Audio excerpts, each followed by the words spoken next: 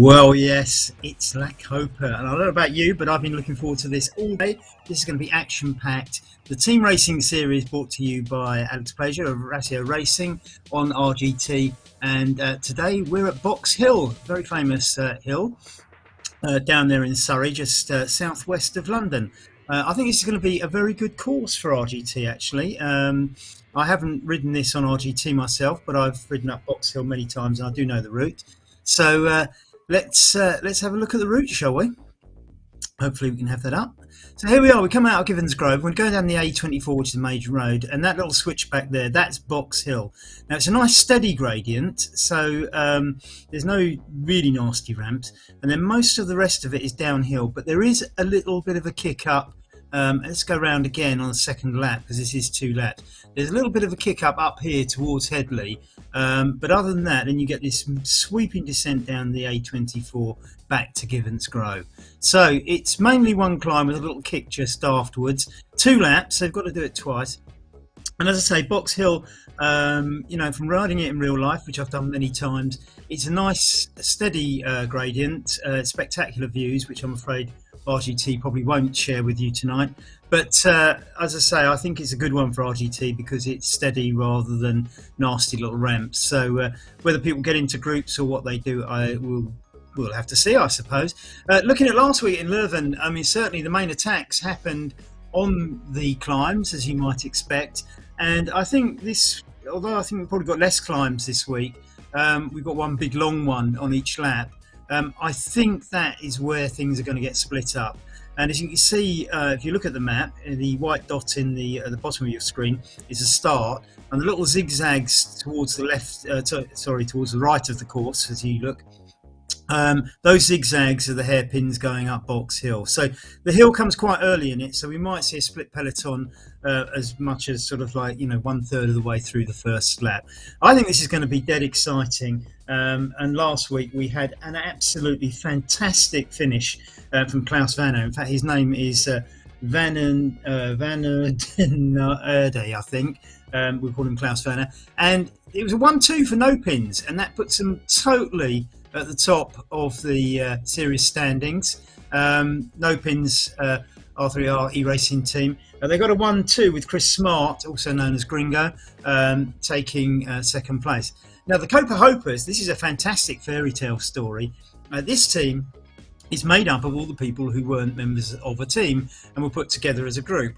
And it was very interesting. I was chatting with Nick Greenhouse of Racia Racing last night, and he was sort of looking at it and saying they actually look like one of the strongest teams, and that is reflected in their second place here. So the early leaders, no pins and Copa Hopers, but look at place 3.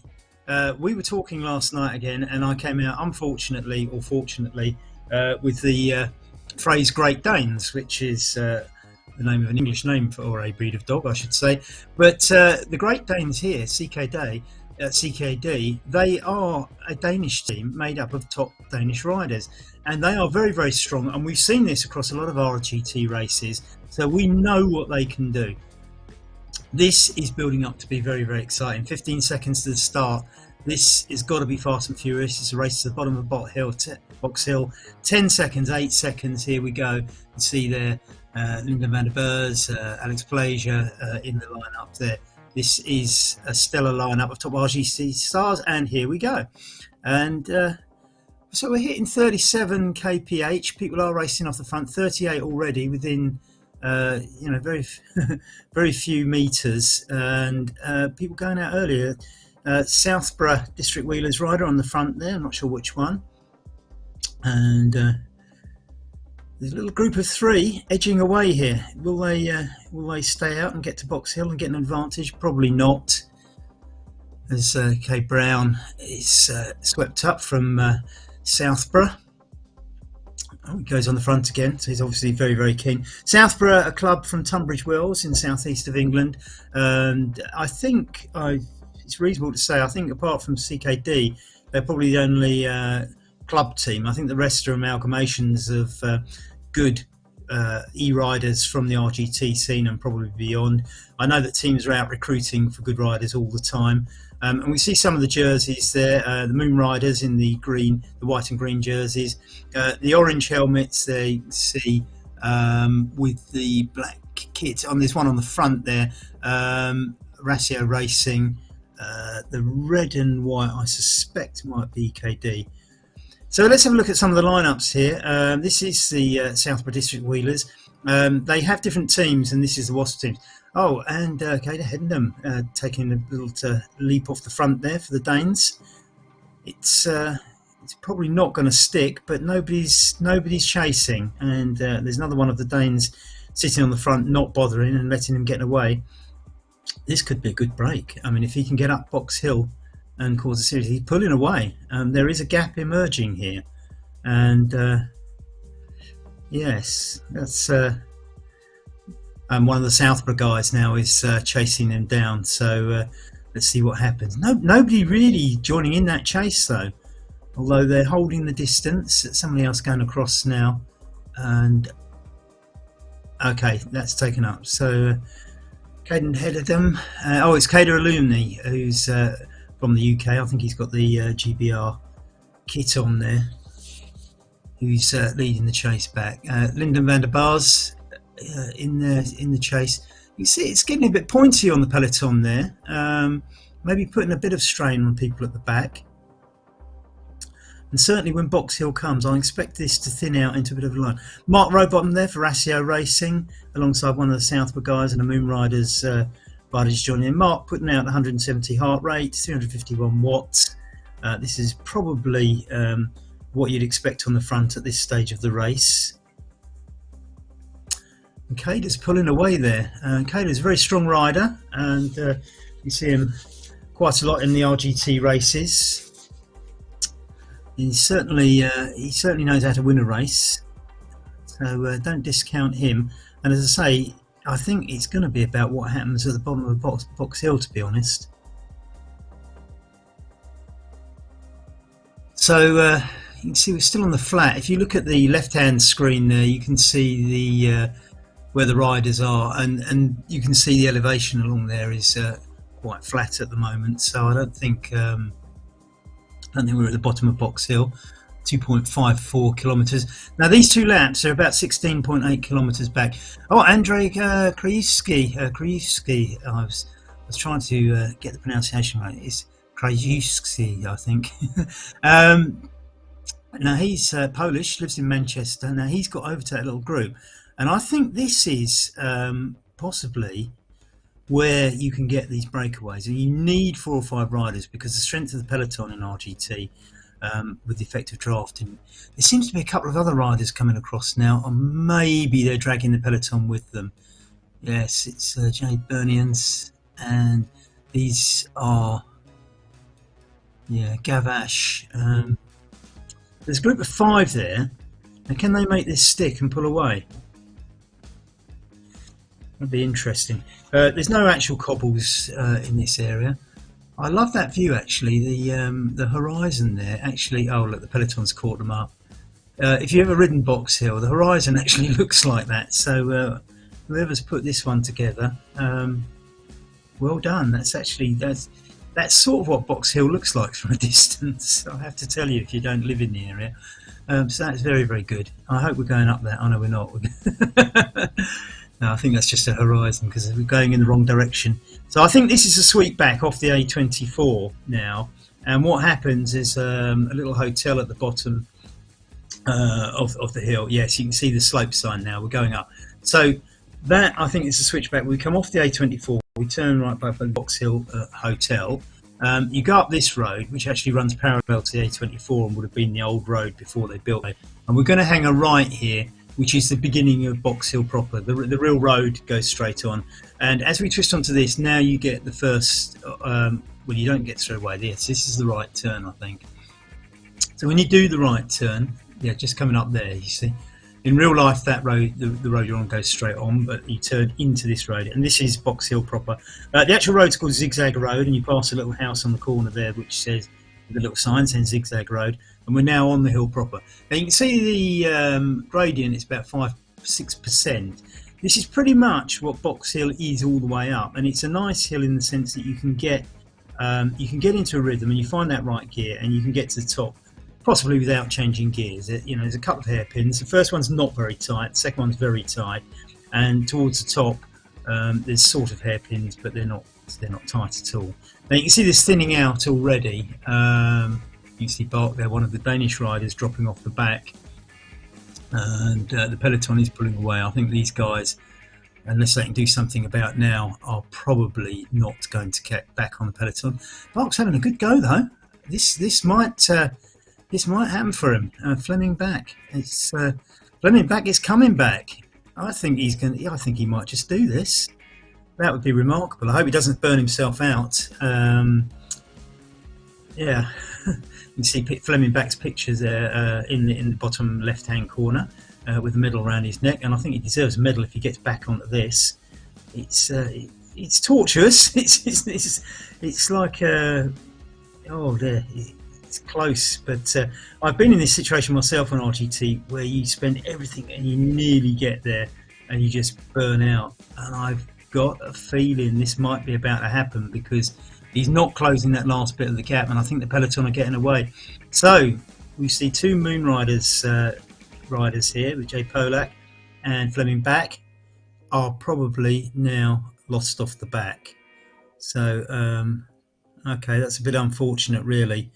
I don't know who the two rest of the hairpins, and this is exactly about what it looks like, which you'd expect from RGT Magic Roads as well. Oh, look at this, the Jay Harmer from the USA, by the looks of things, has pulled away off the front, and look how strung out it is. This is the Box Hill effect, and we're just coming up to the second of the hairpins. Right, there it is. This is the tight one, and this is fragmented. Now remember though, it is a lot of descending after this, so unless the gap's big, I think the peloton's got more than a good chance of getting back back into look at this G Gringo, that of course is I was calling him Gringo last week. It is of course Chris Smart, we now know. And he's part of the No Pins team. The Zach is one of the No Pins riders as well. And it looks like No Pins have got their own little kit here, which you'd expect because No Pins are a kit maker. They make those wonderful skin suits where you put the number inside the jersey rather than the outside. So look, I can't see. Hana's not on the photo, so I'm not sure of his first name. But that's Chris Smart. Is that 3 No Pins riders on that break? No, this is serious. No Pins are leading the series, remember. Oh, look at this. Is this Caledine? I'm not sure where that flag's from. I can't see the symbol in the middle, and it looks like it could be an Isle of Man flag, but I suspect probably not. That's not Alex Rockwell there. That's an Isle of Man flag, so that tells me that the Caledine one isn't. Alex Rockwell from Ratio Riders. That's an Isle of Man flag with these 3 legs on there. It's where several great UK riders come from. Mark Cavendish being the most notable. This is a serious attack from the No Pins guys in that blue kit, that light blue kit with red and black. Alex, is Alex being distanced? I think he needs to push on, just sit on that wheel if he can. Now, as we get up towards, we're getting up towards the top. Now, you get this right. These aren't quite hairpins right at the top. They it swings around to the right, and then swings around to the left, and then round to the right again, and you'll buy the car park at the top. There's no big rock hanging over like you just saw there on the real box hill. So that's the first of the bends, and we swing left and then we swing right. Now when you're actually going up this, it feels like you're at the top of the hill, but in fact there's a false flat for quite a way till you actually get to Box Hill Village. But most people will take this as the top of the ride because it is relatively moderate gradient after this. You can already see the gradient. Well, it's probably 3.6 it's showing up in the top right hand corner of the screen to your left. So you can see, Alex is struggling here, and it looks like the No Pins riders with Caradine are getting away. Now this is significant, and it's whether the peloton has what it takes to make use of the fast speed that can. Alex is definitely out of that, I think now. No Pins are going to dominate this race unless the peloton coordinates and makes use of the big downhill. Now, as I say, this is. If you look at the profile, this the second half of this, or the second 2/3 of this course looks very much like it's downhill, but there is one little kick up. I don't think, you can't even see the peloton now in the distance. Alex is the only person we can see in there, and I still can't see the peloton coming around that far corner. So this must be a huge distance. We're looking at 113 metres according to the stats on our left.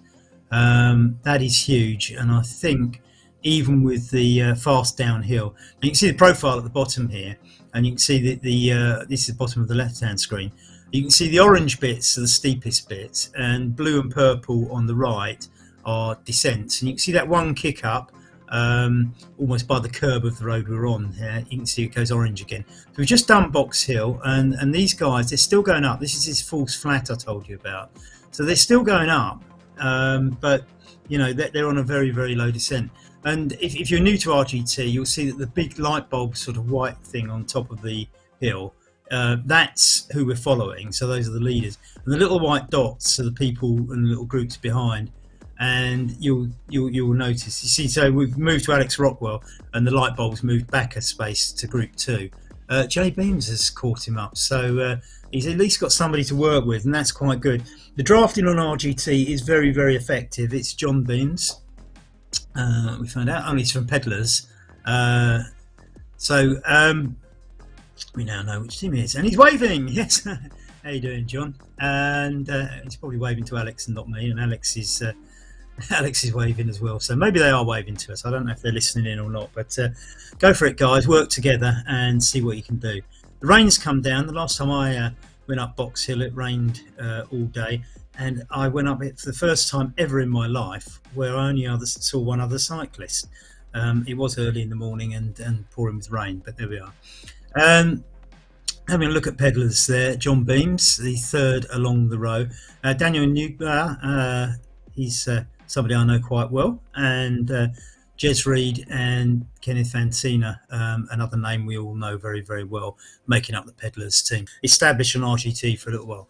Wouter Clay's now on your screen, and he's just at the front of the John Samut there, and Cyril Ayraud, or making up the front there. I'm hoping they'll put in a bit of effort now, because I'm sure they're over the crest of Box Hill and they can get some speed up and try and rein in the no pins guys.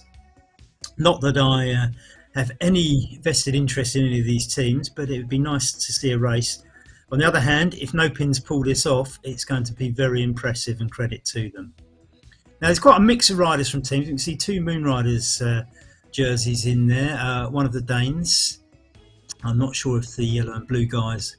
Oh no, it's yes, he's French. I'm trying to think of his first name now. Ben Hammond. It's got Rocky. Ben, we were talking about you last night, and I asked Nick where the name Ratio Racing came from, and he said that Ben Phillips, and Ben Phillips is the person you can see at the bottom of your screen, who's come on Rocky, that's Alex Rockwell, and Go Ratio. Ben rides for Ratio, and the name was his idea apparently, and I only found this out last night. Ratio is Welsh for racing, so Ratio Racing is basically translated racing. What a fantastic name, and well done, Ben, and thanks for chipping in with some comments. And we're back up the front with the no pins guys, and they have got 270 metres on Alex Rockwell and John Beams, so this is quite emphatic. Very impressive. Chris Smart, we don't know what Hahn's first name is. I'm going to call him Zach, and he can write and complain afterwards. And of course Keradine, whose name I don't know either. So again, if you can let us know for next time, guys, I'll improve the names. But hats off and chapeau. This is quite a performance. I don't know how much of this is teamwork or just three excellent individuals, but they certainly are working as a team. Not quite nose to tail here, and there's no need for sort of echelons per se, because there's no side winds. I look forward to the days when we do these races and we get these side wind effects and steering and all sorts. I'm sure we're less than a decade away from that, but right now it'd probably be more efficient wheel to wheel. It isn't that easy to stay wheel to wheel, incidentally, on RGT, and it takes a lot of practice. And if you do some of the team time trials, the MRETT series, it's good practice learning how to do that. So it's probably not quite sure where we are on the map. No, so we still haven't got up to Headley, and you can see that at the second kick we're still a little away from that. That's up at Headley, and this is still lap 1, so one has gone off on his own. Remember though, they've probably just done that kick, and I'm sure they'll regroup when they get to the top, because it makes sense to work together given the drafting effect. But this is emphatic by no pins. They were emphatic last week. Vanna taking the win, and Chris Smart taking second place. They took first and second last time, and if they hold this, and if you look at the bottom, if you look at the profile at the bottom of the left-hand picture, Francois Ike, go on Moon Riders. Hi Francois, good to see you. Thanks for watching, and hope to see you next week in my races. Look forward to having you.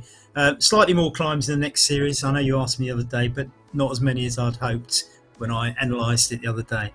This though has got some serious kicks, and we've just done one, and no pins have got back together, and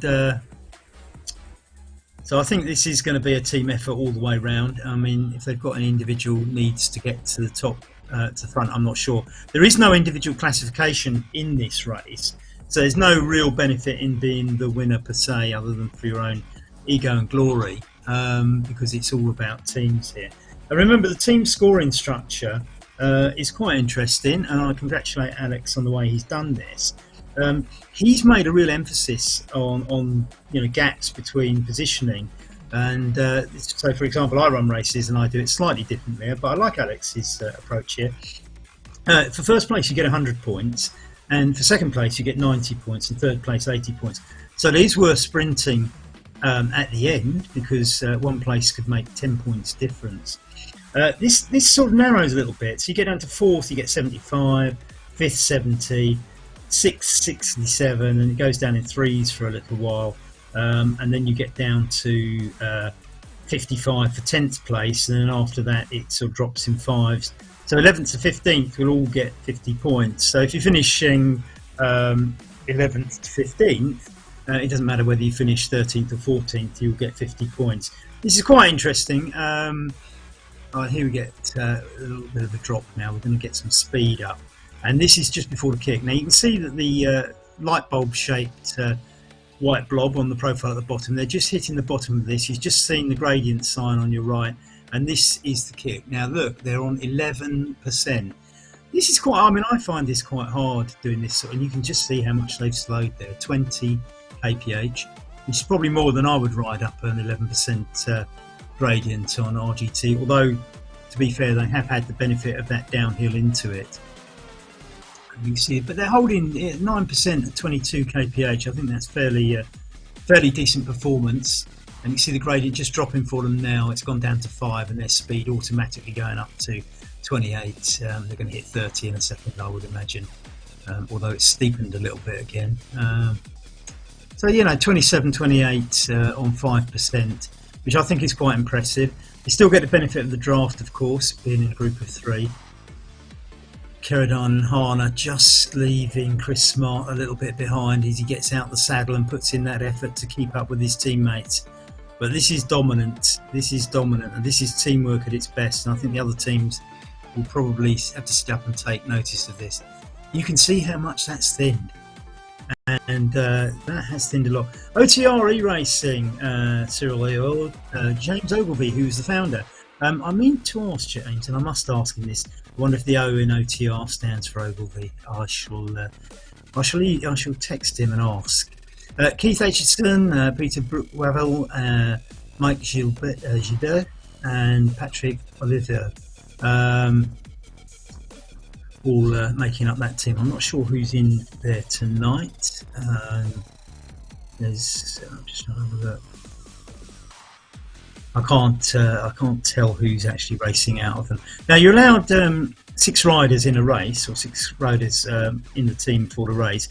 Only the top 3 score points. Okay, so everybody awarded points according to where they finish, but only the top 3's results go towards your team's results.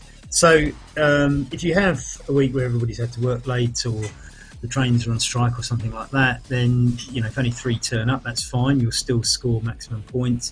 And there's a little bit of a drop off there. Even this second group is now beginning to fragment a little bit. There are still 200 metres before. In fact, I think they might have closed the gap a little bit, because the gap looking at 200 metres behind the no pins team. There is always a chance that the no pins team, with less draft effect, might actually tire. And we're only on lap 1. Remember, we've still got to go down this downhill and then do Box Hill and the second kick up at Headley. Again, so with that gap closing, one does wonder whether this second group's got a chance. But look how fragmented it is. Look at the right hand screen. It's not cohesive, is it? That is strung out. There's possibility of a little break there, although I think they're coming downhill, so yes, that's being made up again. But it's in fact it might be split because of the effect of the downhill, and some people just descending quicker than others. And when we get to the bottom, now remember, it spins down a road called Milk Way, and then it hits the A24, which is a fast dual carriageway, and then the road sort of flattens out as they go along the bottom of the A24 before that swing back. And remember, when they get that sharp left-hand turn, and they sort of do 180 degrees, that is the beginning of Box Hill by the Box Hill Hotel. And you can see that the leaders are coming towards the end of lap 1. Heinrich Highball there, putting out 323 watts, heart rate of 151. It's pretty fast going down this hill. It's not. I have ridden down the A24 on my bike before, but you wouldn't normally choose to, so I have no real reference of what you might do. Jérôme Collisson putting out to get 200 watts, so that's the effect of sitting in the peloton. You look at that, if you're on the front it's 300 and something, if you're sitting in the group it's 200. That's the left hand circle, that's the watts they're putting out. So can this second group get cohesive and close the gap? Matt Looker here, again you see that effect, 146, although it is downhill, 193 now, 212. Ooh, suddenly put in 300. I think that's actually, if you see yourself getting dropped off a group like he just suddenly did, he now needs to sort of put that effort in. It suddenly goes up to 300 to catch up, and you'll probably see it drop now. You can see those, these are the other three no-pins riders sitting in group 2. Of course, they've got no incentive. So here we are, we're actually now at the end of lap 1 for group 2. But you can see the three no-pins riders there have got no incentive to go on the front of the group whatsoever, because only the first 3 score points. So they might as well sit in that group and not do anything, just be a bit of a nuisance, because they've got 3 riders up the road who could take the first 3 places. And we go back to those first 3 places. Chris Smart, see John Beams now putting in another little dig. Remember, I think he was out the front with Alex Rockwell a little bit earlier, and that went 4th. So the gap now, in fact, the gap to the first 3 is only 84 metres. That gap has closed on the descent.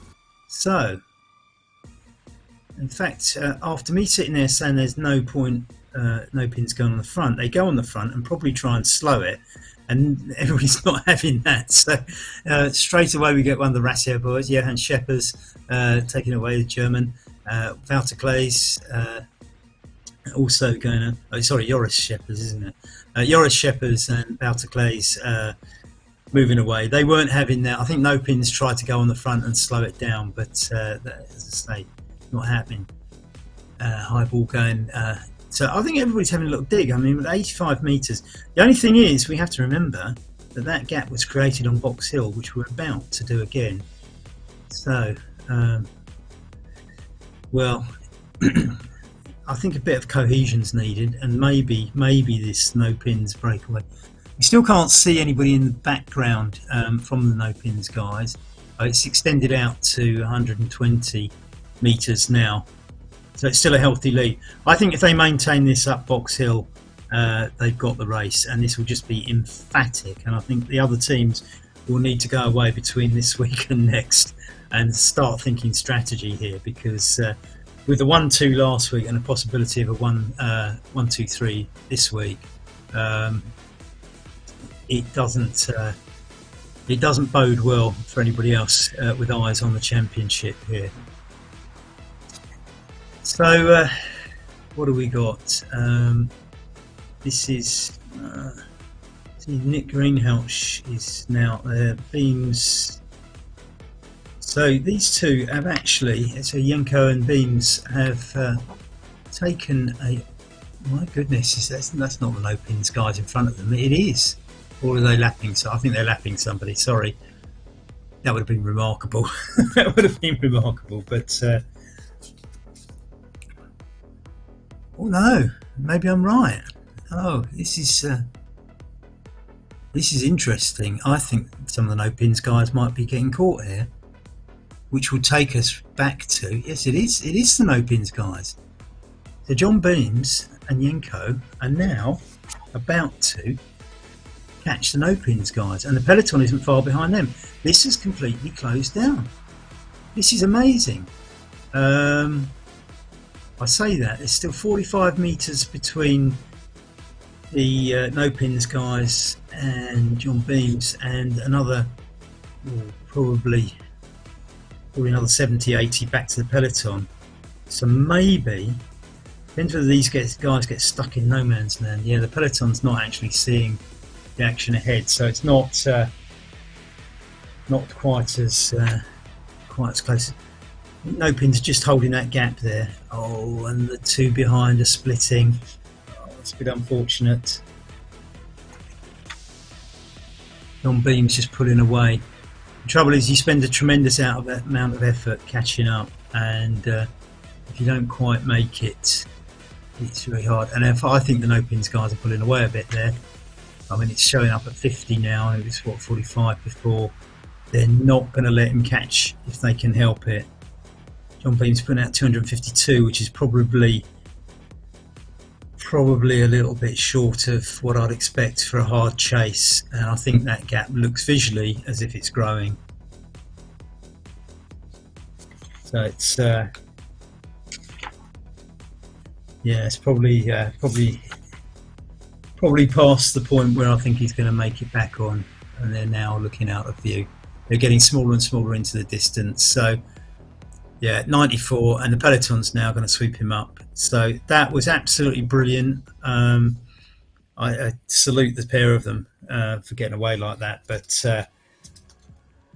unfortunately, No Pins just put the gas on and went away. So everybody's on Box Hill again now, and we shall see whether Group 2. So I think it's all about what happens in Group 2, because, as I say, first, second, and third doesn't particularly matter. Well, we say how Rassio doing there, Ben. We see Nick Greenhalgh going off the front of Group 2, don't we? And must be those beers we had last night fueling him up there. So well done, Nick, for lighting up the race. After we just seen an attack from the pedallers, but can Rassio do it? Now you can see a little trio of Rassio riders now, and of course so Nick putting out 365 watts there. I mean, if Rassio could take 3 riders off the front and grab 4th, 5th and 6th positions, that would put them in a strong position. You can see there's 4 Rassio riders in this front group at least, and in fact as we go through there might even be some more. Perhaps not. It is going to. I think this group is going to thin again. Oh yes, there is. Look. So how many have we got? Oh no, I think it is 4 Rassio riders in this front group. In answer to Ben's question. So we've got Nick Greenhalgh now, after his little spurt off the front, sitting in and taking Box Hill. Nick actually went out over to Box Hill a week or so ago, and I suspect it was in anticipation of this race. I think he went on Sunday, actually, he was telling me, and did a PB up Box Hill. So come on, Nick, see if you can beat your PB on this one today. So Joris Shepper's sitting on the back now, just taking in the draft. I expect the Rassio boys are smart enough to know how to cling on here, and maybe not. Oh, John Beams is still out there on his own and in 4th place, and he's still only 50 metres behind the No Pins guys. So in actual fact, I think if John Beams gets over, look, he's 145 or 140 metres in front of Group 2. And Keradine is drifting a little bit, so and Beams can see him. So just maybe John Beams is the man to split up, and it's from Pedallers, those orange jerseys. If John Beams can get into that No Pins group, he could mess up their 1, 2, 3. You see visually, as we go around the first of these hairpins on Box Hill, visually you can see the other riders. We should just see them there going up the other side of the hairpin. So the gap visually looks smaller to me than it was reading on the stats on the screen, which is interesting. As I say, this is a steady climb, so if you can find a rhythm you're comfortable with, which is making up distance, you should be able to make it stick. So Harmer at 11.8 kilometres, it says there, to the finish. It sounds about right. I can't see the profile at the bottom, but my guess is that the No Pins guys must be coming up to the top of Box Hill with Group 2. As you can see the profile now, they're about halfway up, and and there's some stragglers you can see at the top of Box Hill that we might catch up. They might not be moving. Sometimes we get 2 white dots that far behind. They're people who've had a techanical. That's mechanical with the T, because we're in the tech business here with e-racing. Quite often, oh no, they are moving. So they're just people caught behind for one reason or another, I suspect, because the white light bulb on the profile on the orange section. Remember, orange is the steepest part of the climb, but we've only got 2 no-pins riders here, and we can see now that John Beams is up into 3rd. Keradine is now riding with. He's riding with John Beams, but this means the 1, 2, 3 is not on. Then we see the 2 of them there, and Keradine. He's probably sitting on. I think Keradine might be spent and is just going to have to sit on the wheel of John Beams and see what he might do in a sprint finish. And remember, the difference between 3rd and 4th place is 5 points. 80 points for 3rd and 75 points for 4th. So it is worth sprinting, because that's 5 points for your team. But we've got, again, Chris Smart, who was, remember, 2nd last week, and a good 2nd as well. Although I have to say that Klaus Vanner's finish was exceptional last week. So no pins have put on a bit of a show 2 weeks running, and I think everybody else just needs to sort of kind of start thinking how they're going to counter this. I certainly think, looking at the profile there, that these 2 are probably set for the first 2 places, because beyond the little kicker up at Headley, and if you look at the profile at the bottom of the left-hand screen, you'll see that that's a sort of second ready orangey section towards the right. We're on lap 2 here, remember. We've done all this once before. They're getting very close to where it starts. The gradient starts getting more gentle, and the gap now. Oh, look at this. From Nick Greenhalgh in 5th place. So this is effectively Group 3 on the road now. We're looking at over 300 metres to the front 2 and 80 to the second. As they lapped somebody there, I'm not sure who that was, but no shame in that. I suspect for somebody to still be on Box Hill on lap 1, that must have been a technical. That's somebody who's had a dropout of some sort of description, because I'm sure anybody entering these races would be further than that by the time the leaders have got round again. So on the right hand screen you can see the 2 chasers, if that's the right word, and they are, yeah, I think the overtaking. What they're overtaking there is actually a ZMS camera, so that's a bot, so that's not somebody caught up. I think that's actually the ZMS bots that do all the filming effectively for you, if that's the right way of explaining it. So there's quite a gap between Rockwell and this is somebody there. Looks like they've had a mechanical, because they're going extremely slowly. It might be a bot, but I think that was it's one of the 2 anyway.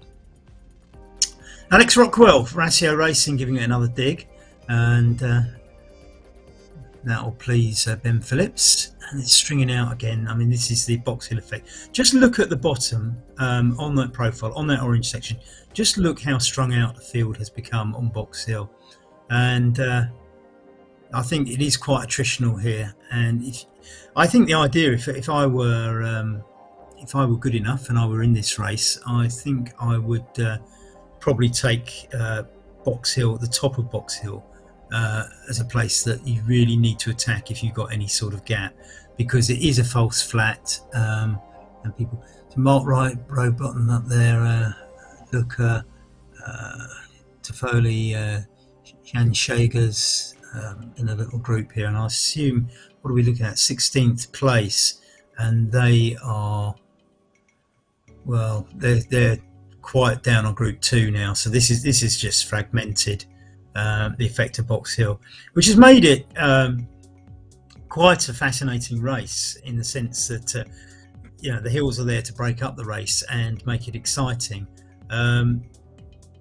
Whether or not you think no pin's going off the front, and yes, Ben, it is up, isn't it? Whether you think it's exciting with no pins going off the front like this or not is your own view, but I think it's impressive and it's exceptional, and I think we can all admire what they've done here. But I think you still get fascinating races further back in the pack, and John Beams here is really. And I look at this, he might just be leaving Keradine behind. I think John Beams is the guy that I think has lit up this race more than anybody, and that's to take nothing away from No Pins because they have been superb. But look what he's doing, and he's putting Keradine under pressure. Saved Keradine, so thank you for that. We now have a first name. Sorry if I've just been calling you by your second name all the way through. But yeah, I mean, I wonder if John can take this away. I mean, Keradine's clearly having to fight to stay up, but remember, of course, when they get over the top, it's downhill, and he can probably stay on once if he stays with John over the top. I think John Beams here. I think if he stays with John over the top, he will stay with him all the way, and it comes down to the sprint finish. And of course, Keradine may just be an ace sprinter and nicks it, but I think John Beams. If we were giving one of those aggressive riders of the race awards, I think my vote would go to John. I think of Pedlars here, he's done a superb race, and well done. But that, as I say, we have to stand back and admire No Pins, the makers of those skin suits that obviously make you go faster, because they make you go faster even on an E-Race and RGT by the looks of things. So we'll have to go out and buy some of their kit, won't we? Now you can see now they've got over that false flat on the top of Box Hill, so it's sort of mainly descent. All right, they're on a very small kick here. You can see there's a little slim orange line on the profile at the bottom of the left-hand screen, and it probably go up a little bit, but it's mainly downhill. There's another small kick, and then of course we get that dark blue with orange in the middle. The dark blue is a steep descent, so they get a steep descent into that sharp climb upwards. Which I think, if I remember rightly, from lap 1 goes up to about 11%. Now, they get a certain amount of leeway going into that, but it is still very steep. I think the gap, and you can see the gap visually, if you look just down by the Harness shoe there, you can see the white light bulb on the horizon. There is such a clear gap, and if you look over on the left-hand side, you can now see that it's nearly 600 metres back to John Beams and Said Keradine, and even more back to Colisson and Berton, the French duo, just giving it some there. Oh, and Keradine's pulled away. This is interesting because he did struggle a little bit compared to his No Pins mates on Box Hill, and then caught up last lap. And it looks to me as if he's got John Beams dropped, I think, because I think he sat out the climb and is able to pull away on this bit. Remember, there is the kick up, and John Beams is obviously fighting hard because he's not letting that gap go.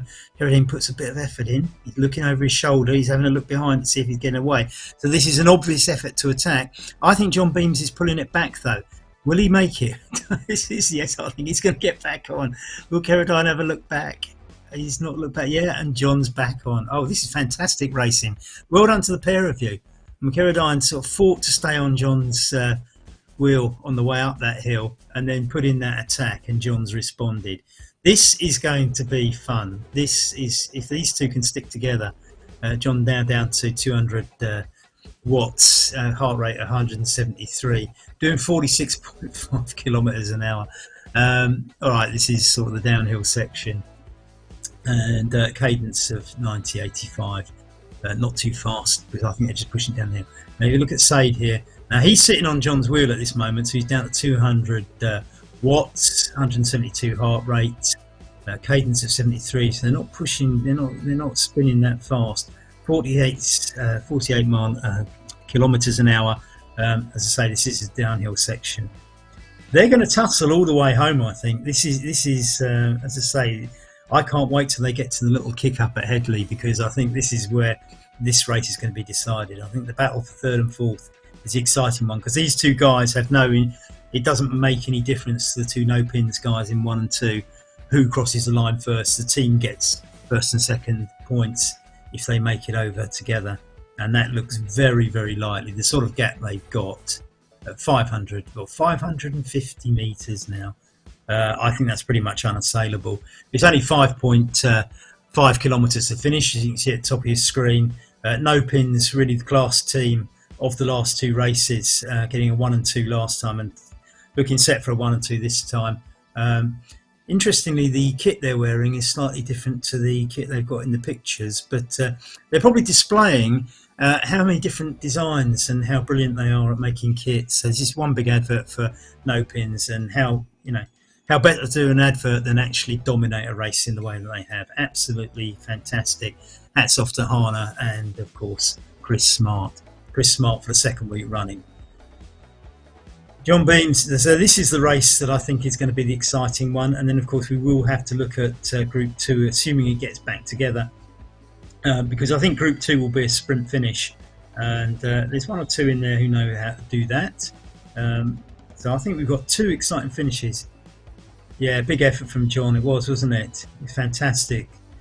Thanks, Ben, for all your comments, and well done for inventing the name Ratio Racing, which it's the topic of the day, I think. A few of us have been talking about that. So, as we catch up with another back marker, I think it's either a back marker or a bot in the filming. Never be too sure. Oh, there was somebody. So that was a rider that's caught. I didn't quite catch the name there. Maybe you're more sharp-eyed than I am, but never mind. Don't forget, I mean, people will still score points if they finish. And so here's the Pedlars lineup. You see John Beams is the third on the right there. I bet he's looking more out of breath than that right now, because I just imagine this is a hard effort. Said Carradine's pushing him all the way. Look at it. This isn't 2 guys sharing the front. They are jostling by the looks of things. Be interesting to hear their comments afterwards if we could get any. I just don't think these guys are working together for a sprint finish. I think they'll have digs. This is going to be great racing here on ZMS, RGT and La Copa, brought to you by Ratio Racing's Alex Plaisir. Well done, Alex. This is a fantastic series. Proud to be part of it. Now you can see the leaders now doing this kick up. As I say, they're going to work together, and they went up it together quite comfortably on the first lap, so there's not any indication that this will cause any chasms between the two of them, and they're just at the top of the steepest bit. So I think now, with the sort of gap they've got at well, it's come down to 460 kilometres, although they have just done the kick, and John Beams and Said Carradine will of course slow down a little bit on the kick. So here we have Group 2. Now we've got Alex Rockwell in there, Really, Collison, Cyril. Cyril's in there too, but again it's strung out. Look at it stringing out. Oh, Cyril's just got dropped. This is getting down to a smaller and smaller group. Look at that. There's only 5 of them. Only 5 of them. So this is yeah, poor old Cyril's what we just got off the back there. Let's go past another back marker.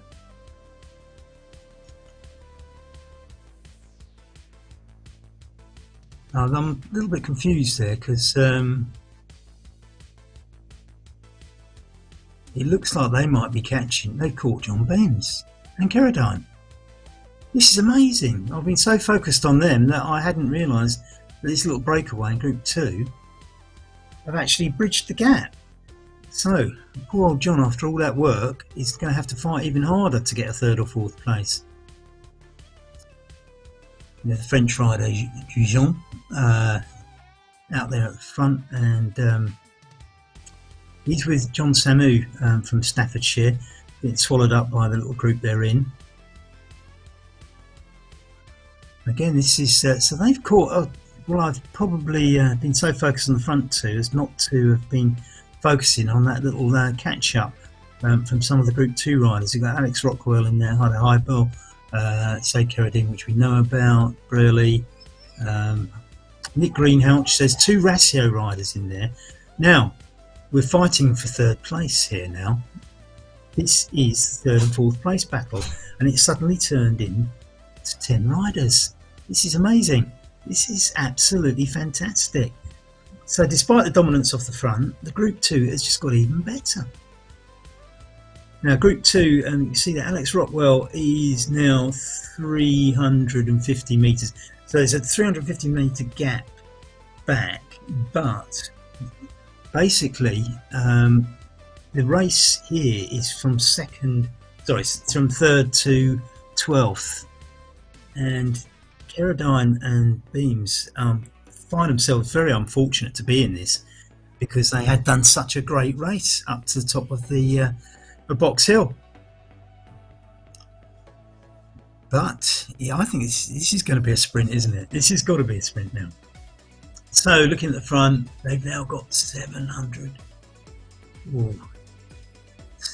metres over the next group.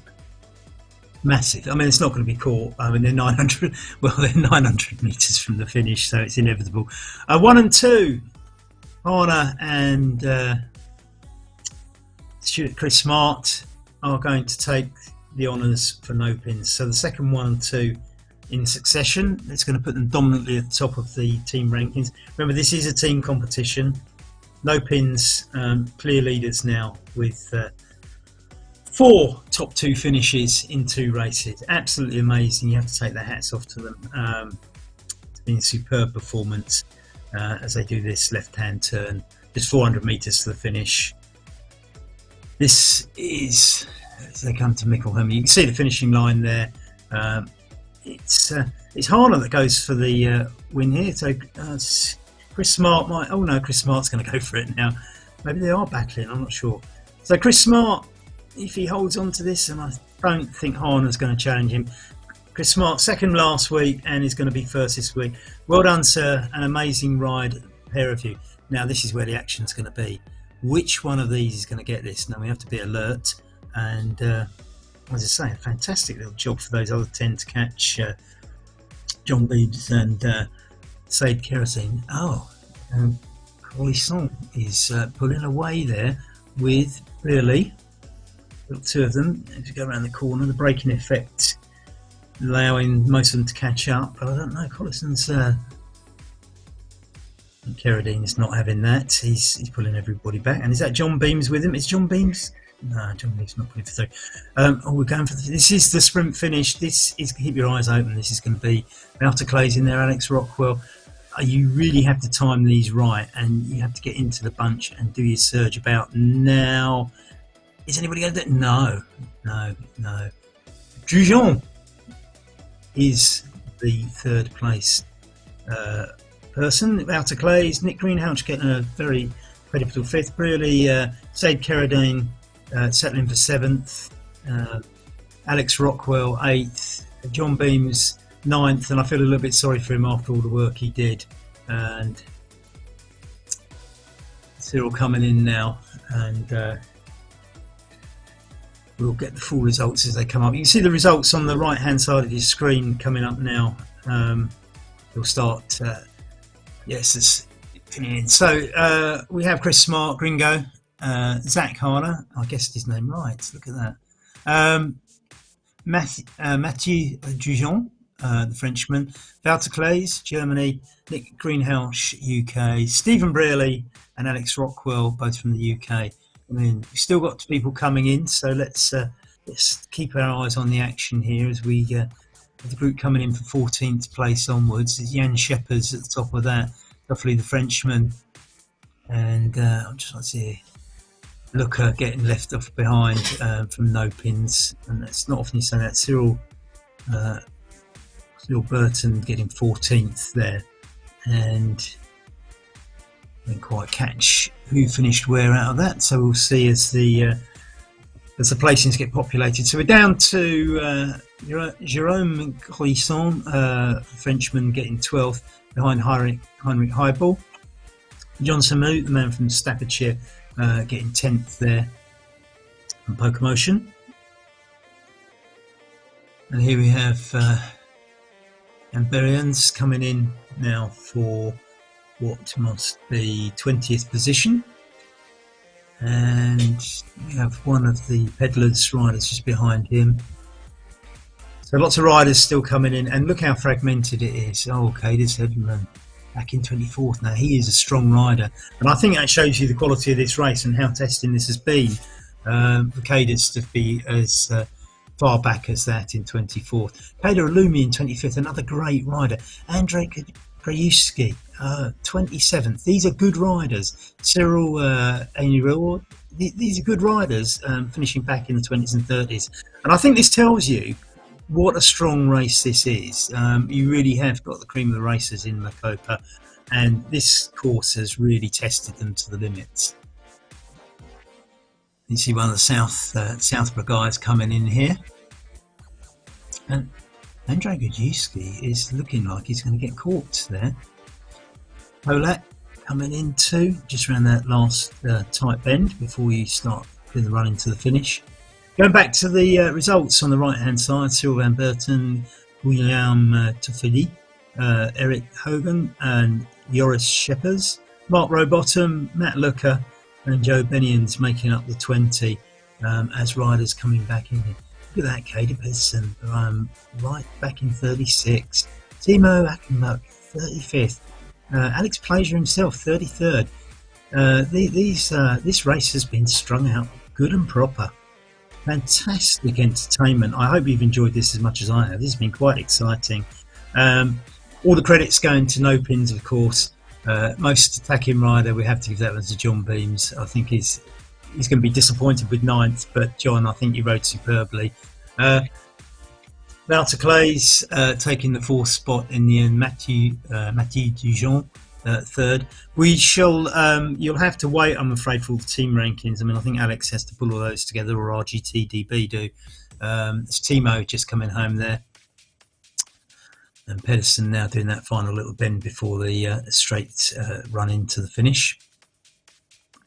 Just 300 metres to go when you go around that bend to the finish.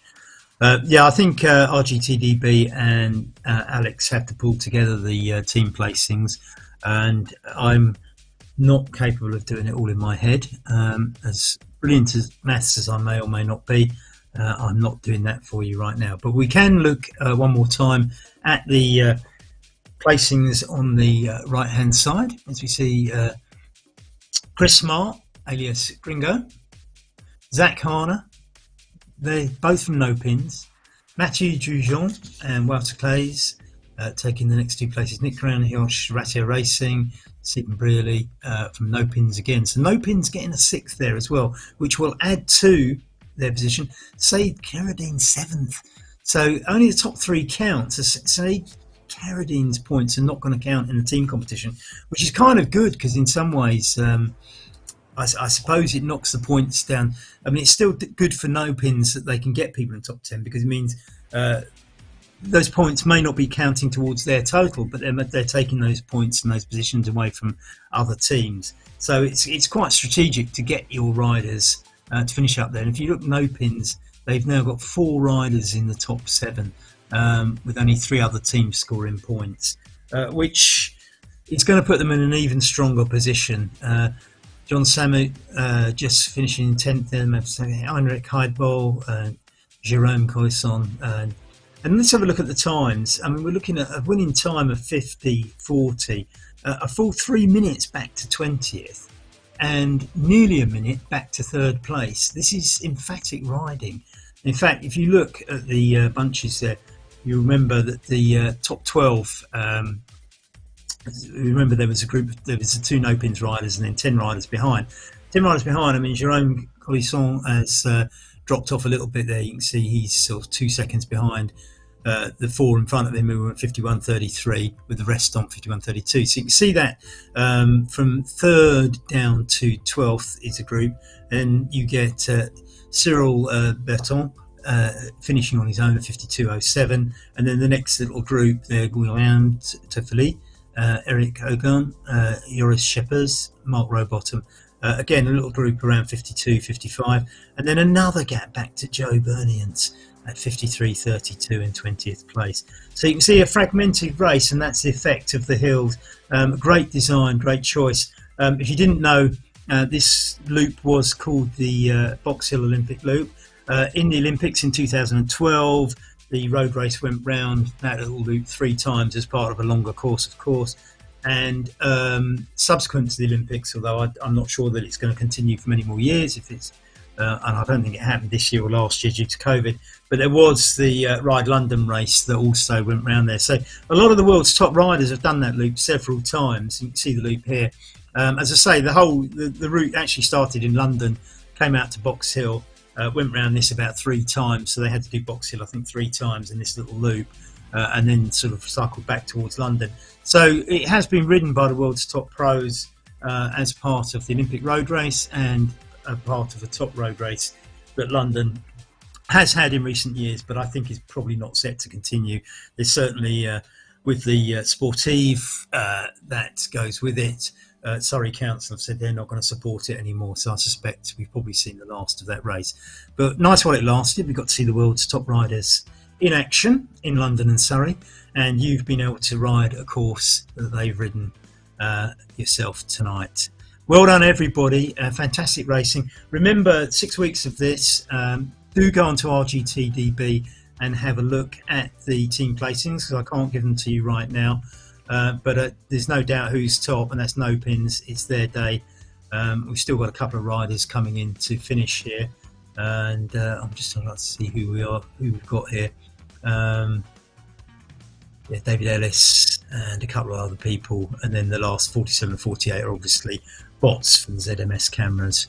They're near the end. You can see on the left-hand screen the light bulb shape is pretty near the finish, just coming down that hill. So it'll be not long before they finish. 800 meters to go, and when they're home, I think it's probably time for me to go. It's coming up to 7:30, and I don't know what time we're scheduled to run to. 7:30 in the UK. That's an hour since the race started.